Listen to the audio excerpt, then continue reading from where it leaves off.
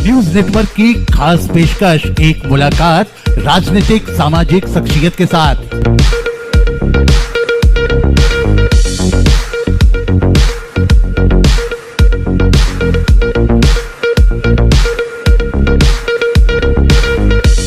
देखिए आपके अपने पसंदीदा न्यूज चैनल न्यूज नेटवर्क पर। जी हाँ, जिम्मेदारी का दूसरा नाम न्यूज नेटवर्क।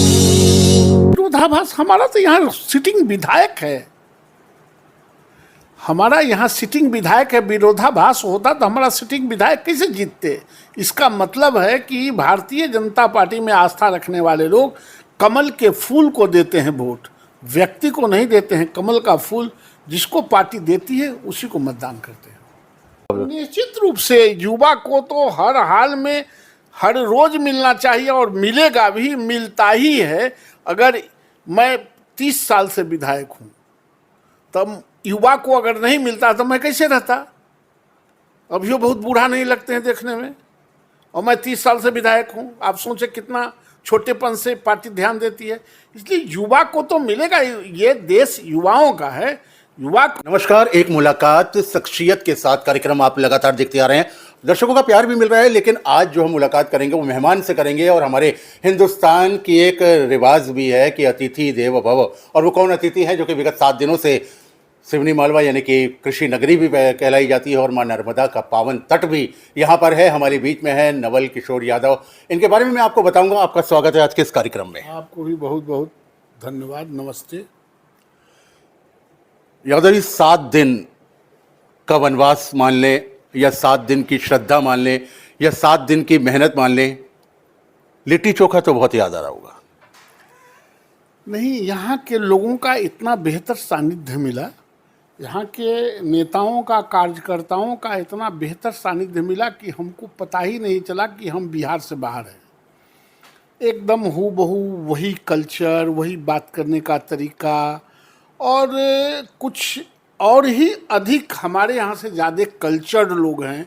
हर आदमी अपने अतिथियों का सत्कार करने के लिए, नमस्कार करने के लिए, जब कभी भी मैं जगा रहा, मैं तो सोता कम हूँ, लोग आते रहें और मुझे सम्मान देते रहें। मैं इस सम्मान के लिए यहाँ के तमाम कार्यकर्ताओं को, नेताओं को मैं कोटि कोटि अभिनंदन करता हूँ, धन्यवाद देता हूँ। चुनाव में जनता वोट देगी यादव जी? नेता और कार्यकर्ता तो ठीक है, पर जनता का धन्यवाद नहीं। चूँकि हम अभी जनता से मिलने के लिए आए नहीं थे, और जनता बहुत सेलेक्टेड जनता हमसे मिली है। हम तो आए थे अपने कार्यकर्ताओं से फीडबैक लेने के लिए, और वो मैं लिया है। जनता तो मालिक है।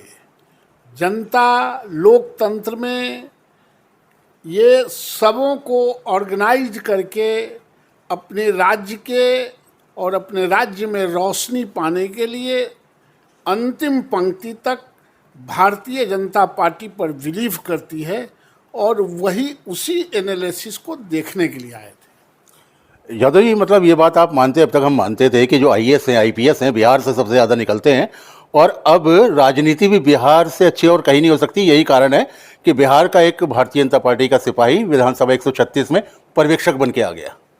नहीं, राजनीति में हर जगह हर लोग बेहतर हो गए हैं। लोकतंत्र अब मैच्योर्ड हो रहा है। अब किसी के वंशानुगत और परंपरागत कुछ चलने वाला नहीं है। लोगों का लिटरेसी भी बढ़ा है, लोगों का जीवन स्तर भी बढ़ा है, और लोग समझने लगे हैं अपने अधिकारों का। उन्हीं अधिकारों के परिणाम है भारतीय जनता पार्टी। और कल तक जो समझते थे कि मेरे दास हैं मतदाता, वो उदास होके घर बैठ गए हैं, और जो जनता में काम करते हैं आज वही भारत के और मध्य प्रदेश के सरकार में। आप पर्यवेक्षक 136 विधानसभा के, इस बात को मानूं कि इस बार जातीय समीकरण वाला फंडा नहीं चलेगा? तो ये आप लोगों के यहाँ मध्य प्रदेश में और इस क्षेत्र में तो बहुत जातीय उन्माद बहुत कम है, न के बराबर।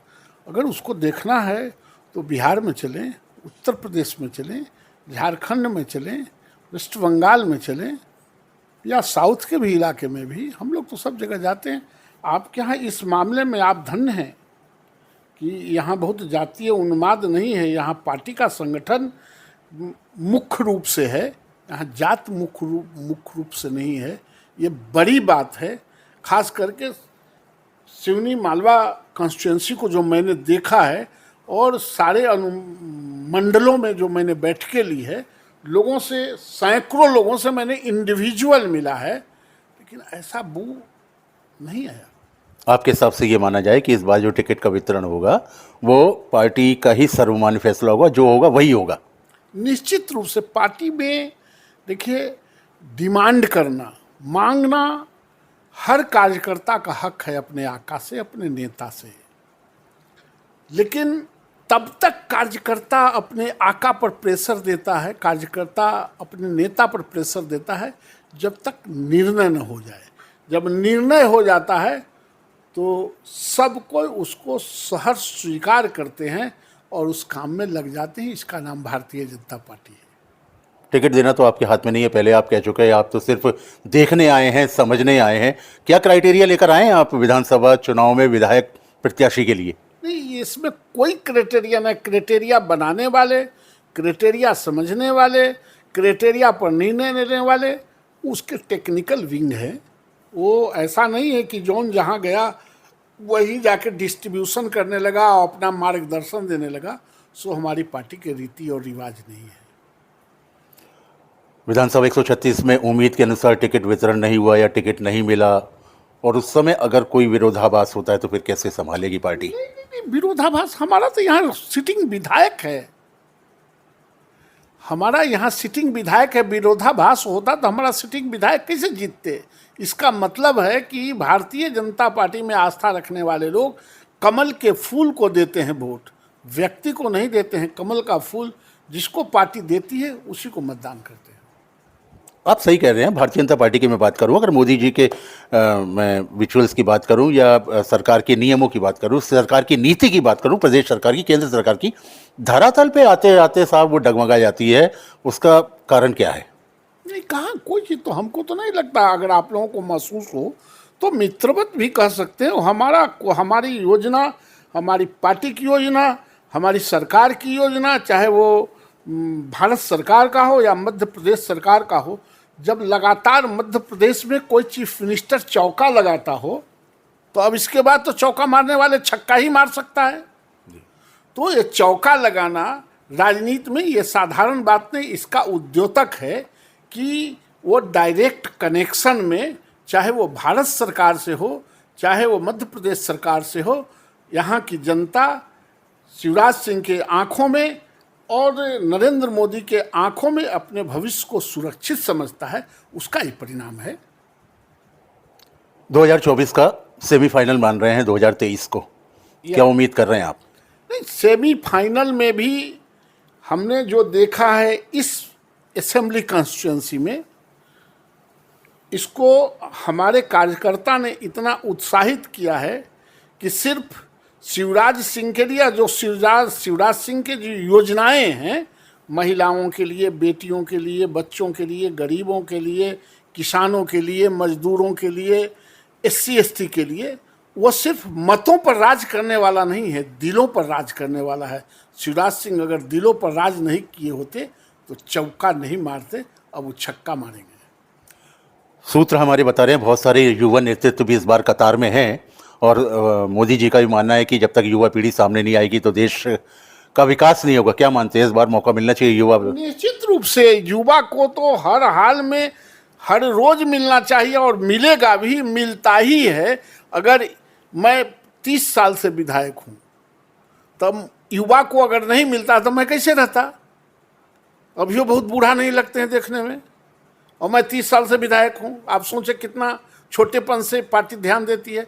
इसलिए युवा को तो मिलेगा, ये देश युवाओं का है, युवा को भी मिलेगा, बुजुर्ग को। देखिए, युवाओं के एनर्जी और बुजुर्गों के अनुभव दोनों मिल के सेतु बना के ही किसी देश को, किसी राज्य को उन्नत बनाया जा सकता है। अनुभव और एनर्जी एक साथ हो जाए तो दुनिया में कोई चीज़ परिवर्तन किया जा सकता है। भारतीय जनता पार्टी वही एक्सपेरिमेंट करती है। युवा प्रत्याशी जो उम्मीद लगाए बैठे हैं उनको कोई एक ऐसा मंत्र दे दीजिए, 30 साल नहीं 15 साल ही कम से कम वो जीतते जाएं। नहीं, ये मंत्र से नहीं होता, ये मंत्र जंत्र का चीज नहीं है। वोट का राज मतलब छोट का राज, गांवों का राज, गरीबों का राज, मजदूरों का राज, मजबूरों का राज। आप उनके साथ जुट जाइए, आप उनका हो जाइए, उनको सम्मान दे दीजिए, आपके लिए जान निछावर करेगा। आप उनसे दूर रहिएगा, कोई मंत्र जंत्र काम नहीं करेगा। कांग्रेस तो कह रही है कि आप 1000 दे रहे हो, मैं 1500 दूंगा, गैस सिलेंडर 500 में देंगे। नहीं, वो तो मगरियों दे सकते हैं। इसके पहले जो आज़ादी के बाद से मध्य प्रदेश में वही थे, भारत में वही थे, तो क्यों नहीं दे दिए थे? आज शिवराज सिंह दे रहे हैं, नरेंद्र मोदी की योजनाएं आ रही है, इसलिए उसका काउंटर करने के लिए। अपना तो कोई विजन और विजडम नहीं था, अपनी दृष्टि नहीं थी, वरना यही काम वो कर लिए होते तो हमारी ज़रूरत क्या थी भारत में। और जब हमारी ज़रूरत समझ लिया है भारत की जनता और मध्य प्रदेश की जनता, तो उनकी ज़रूरत है नहीं। अब वो इसी तरह योजना पीछा पीछे करते रहें, योजना बनाते रहें, अब उनकी योजनाओं में कोई फंसने वाला नहीं है। हाल ही में जाके रिपोर्ट सौंपने वाले हैं आप केंद्र में जाकर या अपने वरिष्ठ कार्यकर्ता अधिकारियों के पास, तो क्या मापदंड रहे यहाँ के विधायकों का, किस प्रकार से काम करें? नहीं, यहाँ ऑल इज वेल है, और जो हम सुपुर्द करेंगे रिपोर्ट वो हम प्रेस को नहीं कह सकते हैं। बहुत सारी चीज़ें होती हैं जो पार्टी में ही डिस्कशन हो सकता है। जो इनर हमारे मामले हैं वो टीवी और मीडिया में, जब तक हम पार्टी के साथ नहीं करेंगे तब तक टीवी और मीडिया में बोला नहीं जा सकता है।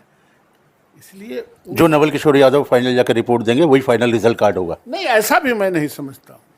मैं भी एक उसमें आया तो मैं भी एक उसका सूत्र हो सकता हूँ।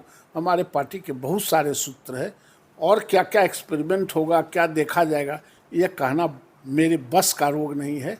आप देखते चलिए, लेकिन हमारे यहाँ सामूहिक निर्णय होते हैं, कलेक्टिव जिम्मेवारी है, और कलेक्ट करते हैं मैसेज को, उसी आधार पर निर्णय होते हैं। यादव जी, एक सवाल फिर से वही कि इनकम टैक्स फिर बहुत ज़्यादा परेशान करती है। 15 साल 20 साल हो गए, क्या कुछ परिवर्तन पब्लिक भी चाह रही हो, तो फिर कैसे करेंगे आप? कौन चीज़ के परिवर्तन चाहती है? क्या मकान बनवाना नहीं चाहती? मकान के जगह पर कोई पार्टी आके महल बना देगा? क्या जो गरीबों के बहनों को, बेटियों की जो योजनाएं दे रही है वो स्वर्ग में सीढ़ी लगा देगा? उनका मुख्य जो सवाल है, जो मूल्य धरातल पर जो उनके अनुपलब्धता रहा है, उसी के सवाल पर भारतीय जनता पार्टी उनके गांवों में, उनके घरों में प्रवेश किया है। इसलिए सवाल नया पुराना का नहीं है, सवाल है कि जो उनकी ज़रूरतें थी, जो वो इग्नोर रहे थे, उन तमाम चीज़ों पर भारतीय जनता पार्टी जी विचार करती है। इसलिए ऐसा मुझे नहीं लगता है। क्या होने वाला है 230 मध्य प्रदेश में? 2/3 के मेजॉरिटी से सरकार बनेगी, और फिर जब सरकार बनेगी तो एक बार फिर मैं यहाँ आऊँगा, या हो सकता है बीच में भी आने का अवसर मिले। हम लोग दोनों भाई चाय पिएंगे और फिर एनालिसिस कर लेंगे कि हम क्या सोचते थे और आप क्या देख रहे थे। चलिए, सरकार अगर मध्य प्रदेश में भारतीय जनता पार्टी की बनती है तो नवल किशोर यादव जी एक बार फिर से सिवनी मालवा आएंगे और